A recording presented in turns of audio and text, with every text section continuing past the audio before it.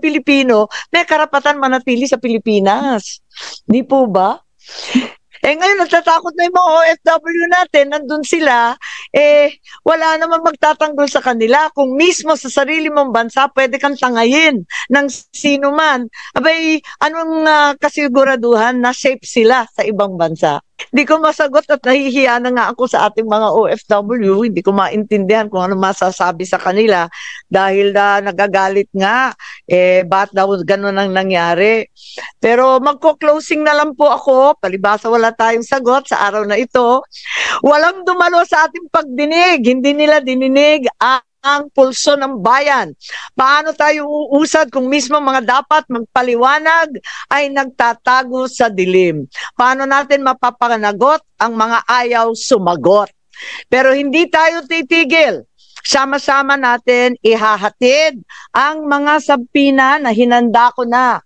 Kailangan kasi pirmahan ng lahat ito ng ating Senate President Chis Escudero. Kailangan pirmahan ng lahat ito pagkat absent silang lahat ngayon. Upang kanyang pirmahan, patunayan na ang Senado ay malaya at matapang na naninindigan para sa mamayan. Sambayan ng Pilipino ang masusunod. Tayong mga lingkod bayan mula barangay hanggang Malacanang ay pawang tagapagsilbi lamang. Tagapakinig na sa daing. Tagasagot sa mga tanong. Kung kaya ng isang matanda na may sakit na harapin ang walang respetong pag-aaresto, bakit ang mga duwag na ito ay wala sa ating harapan? Nako, magalit na kayo sa akin, pero hindi ba kaduwagan ang hindi sumagot? Sadyang naging duwag na nga ba ang mga Pilipino? Hindi ako papayag. Hindi rin papayag si Senator Bato. Hindi ako aatras tulad nila. Ipakita ko na ang Senado ay ang huling balwarte ng katapangan ng katotohanan.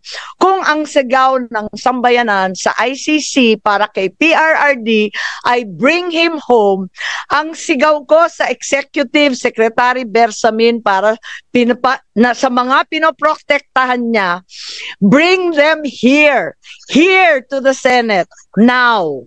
Yun lang po. Maraming salamat. With that, I suspend this hearing. Thank you po. Uy, okay lang. Yes, marami pong sabpina. Tulad ng sinabi ko kanina, kung ang sigaw ng taong bayan para kay dating Pangulo, Presidente Duterte, ay bring him home, ang sigaw ko naman sa ehekutibo, bring them here sa Senado para may testigo tayo at maliwanagan ang mga tao. Napakarami pong tanong. Ngayon, dala-dala ko ang iba't ibang sabpina. Pagkahaba-haba po ito, hindi naman siguro covered ang bawat pulis ng executive privilege at ng subjudice.